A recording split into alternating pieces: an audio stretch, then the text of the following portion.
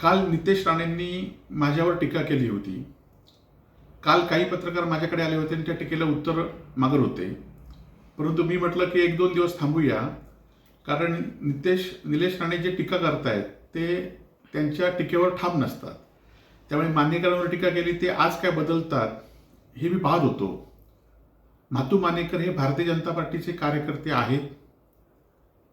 लोकसभा आणि विधानसभा निवडणुकीमध्ये त्यांनी जसं विजय केंद्रवडेकरांनी निलेश राणेंबरोबर काम केलं होतं, तसंच म्हातू मानेकरांनी निलेश राणेंबरोबर काम केल्याचे फोटो पुरावे माझ्याकडे या मोबाईलमध्ये आहेत. आणि त्यामुळे आपल्या पक्षाच्या आज जरी ते तुमच्या पक्षात नसले तरी ते तुमच्या वडिलांच्याच पक्षात आहेत. माननीय नारायण राणेंच्या भारतीय जनता पार्टीमध्ये ते या जिल्ह्यामध्ये पदाधिकारी आहेत. तुम्ही सांगून त्यांना जर भारतीय जनता पार्टी म्हणून त्यांची हकालपट्टी करा, म्हणजे लोकांना कळेल की म्हातू मानेकर हे हिंदू धर्मविरोधी आहेत. त्याचबरोबर आपण बघितलं असाल की निवडणुकीत ह्या लोकांचा सगळ्यांचा वापर केला आणि आज कालच्या व्हिडिओमध्ये आम्ही बघितलं होतं की त्यांच्यावर ठेकेदारीमुळे त्यांचे आरोप केले होते. ठेकेदारीमुळे त्या म्हाताऱ्याला घरी बसवावं असं सांगितलं होतं आणि आज मात्र तुम्ही सांगताय की जातीवादी असल्यामुळे मी त्यांना घरी बसवा म्हणून सांगितलंय.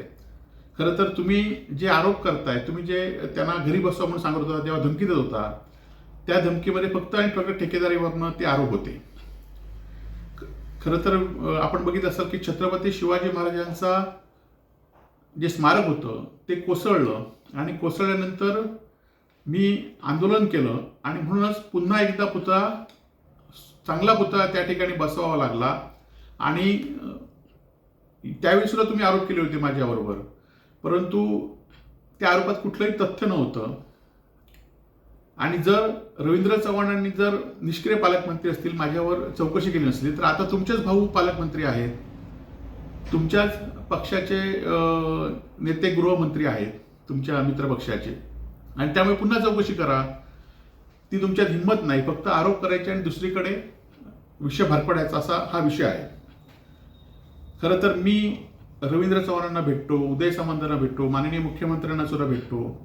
मी जिल्ह्यातील अनेक भारतीय जनता पार्टी आणि शिवसेनेचे अनेक नेते कार्यकर्ते यांच्या हे माझे संपर्कात असतात, मी त्यांच्या संपर्कात असतो.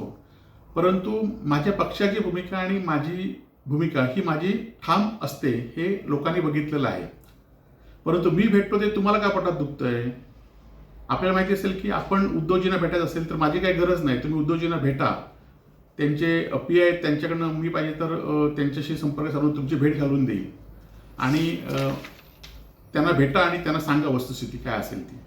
परंतु मी भेटतो म्हणून तुमच्या पोटात दुखण्याचं काही कारण नाही आहे. आपण बघितलं असाल की आज मी या विधानसभेचा आमदार नाही आहे. माझा पराभव 8,000 मतांनी झालेला आहे, हे पण मी स्वीकारलेलं आहे. आणि खरं तर हा पराभव आर्थिकदृष्ट्या झाला आहे हे पण लोकांना माहिती आहे.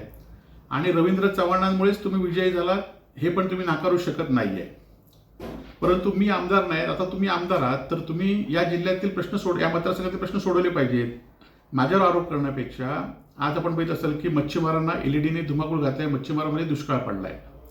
आज जलजीवन मिशनची कामं एकही काम या मतदारसंघामध्ये जी आम्ही सुरू केली होती, एकही काम पूर्ण झाले नाही, ही वस्तुस्थिती आहे. आज शासकीय मेडिकल कॉलेज सुरू केलंय, त्या मेडिकल कॉलेजमध्ये डॉक्टर नाही आहेत. याउलट तुमचे जे शेजारचे असतात, पी असतात, ते त्या ठिकाणी टेम्पररी कर्मचारी नेमण्यासाठी पैसे घेतात. ह्याचे पुरावे माझ्याकडे आहेत, काही दिवसात मी ते देईन. महिला हॉस्पिटलमध्ये जे कुडामध्ये महिला हॉस्पिटल आम्ही बनवलंय, त्या महिला हॉस्पिटलमध्ये एखाद्या डिलिव्हरी असलेल्या महिलेची 9 महिने ट्रीटमेंट दिली जाते आणि शेवटच्या ज्यावेळी तिला पेन सुरू होतात त्यावेळी त्या ठिकाणी डॉक्टर नसतो आणि मग त्या महिलेच्या जीवावर बेतलेल्याचे अनेक प्रसंग ह्या 6 महिन्यात झालेले आहेत. त्याकडे तुम्ही लक्ष द्या. आज ज्या वाळू व्यावसायिकांनी तुम्ही जिंकून आल्यावर 5 लाखाचे फटाके लावले होते, त्या वाळू व्यावसायिकांना अधिकृत करण्यासाठी, लिलाव करण्यासाठी या मतदारसंघातले वाळूचे लिलावच झाले नाही आहेत. ते लिलाव करण्यासाठी प्रयत्न करा, म्हणजे त्यांना अधिकृत या ठिकाणी होईल. ज्या ठिकाणी विरोध लोकांचा आहे त्या ठिकाणी थांबवा. या मतदारसंघातील आपण बघितलं असाल की सगळीकडे रस्ते खोदून ठेवलेले आहेत. आता कुडाळ मालवणचा रस्ता असून देत, अनेक रस्ते असून देत की जे रस्ते आता माणगावचा रस्ता असून देत, डांगमड्याचा रस्ता असून हे रस्ते आता पावसात पूर्ण होणार नाही आहेत, त्याकडे तुम्ही लक्ष द्या. आणि माझ्यावर आरोप करताना तुम्ही विधानसभेत सुद्धा आरोप केला. तुम्ही एखाद्या मंत्र्याकडे आरोप करतात, एखाद्या विधानसभेत आरोप करतात, तुम्हाला वाटतंय की तुम्ही बोलताय म्हणून. लोक तुम्हाला कोणी सिरियस घेत नाहीत. फक्त माजी मुख्यमंत्री असलेल्या नारायण यांचे तुम्ही चिरंजीव असल्यामुळे तुम्हाला कोण बोलत नाहीत, परंतु लोक तुम्हाला सिरियस घेत नाहीत हे वर्षभरात कळलेलं आहे. त्यामुळे मी आज आमदार नाही तर लोकप्रतिनिधी म्हणून तुम्ही आहात. आम्ही विरोधक म्हणून जे काही चुकीचं दिसेल, जर तुम्ही म्हातू मानेकरांना धमकी दिलीत, विजय गणवेकरांच्या घरात घुसलात, ते आम्ही लोकांना ज्यावेळी चुकी असेल ते लोकांना आम्ही दाखवण्याचं आमचं विरोधक म्हणून काम आहे. तुम्ही माझ्यावर टीका करण्यापेक्षा माझा सगळा हा प्रकार आहे. मी जर कोणा ठेकेदाराकडनं पैसे घेतले असतील, मी जर छत्रपती शिवाजी महाराजांच्या पुतळ्याच्यामध्ये माझा हात असेल तर माझी कधीही चौकशी करा. मागच्या वेळेस आपण भ्रष्टाचाराचे आरोप केल्यानंतर मी LCBला पत्र दिलं होतं की माझे चौकशीचे काही पुरावे या आमदार महोदयांकडे असतील तर ते पुरावे त्यांच्याकडनं घ्या. त्यामुळे माझा कुठलाही चौकशी आपण करू शकता याआधी सुद्धा झालेली आहे. म्हणून सन्माननीय निलेशजी राणे यांना माझी विनंती आहे की तुम्ही माझ्यावर टीका करण्यापेक्षा मी जे बोलतो त्यात काय सत्यता आहे. तुम्ही म्हातू मानेकर जे तुमच्या प्रचारात सक्रिय होते आणि 25 वर्ष ते विरोधक आहेत.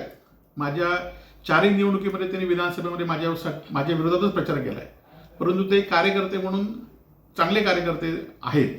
अनेक वर्ष ते त्या भागात काम करत आहेत आणि त्यांना तुम्ही त्यांचा बंदोबस्त करायचं सांगत असेल किंवा विजय केंद्रेकर हे भारतीय जनता पार्टीचे अनेक वर्ष कार्यकर्ते होते, त्यांच्या तुम्ही घरात घुसून त्यांना मारण्याची धमकी देत असाल तर विरोधक म्हणून आमचं काम आहे की त्या विरोधात आम्ही बोलायचं. आपले जे साथीदार आहेत त्यांना हद्दपारीच्या नोटीस आल्या आहेत, त्या आपण थांबवू शकल्या नाही. आनंद शिरवलकर गेले अनेक वर्ष तुमच्यावर काम करतो, त्याला हद्दपारीची नोटीस आली, तो हद्दपार आहे. अजून काही कार्यकर्त्यांना भाजपच्याच गृह खात्याने हद्दपारीच्या नोटीस आता काढतायत, त्या नोटीसची तुम्ही थांबवण्याचं काम करा. आणि मी काय बोलतोय ते तुम्ही योग्य असेल तर त्याचा विचार करावा, एवढंच मी तुम्हाला सांगतो. जय महाराष्ट्र.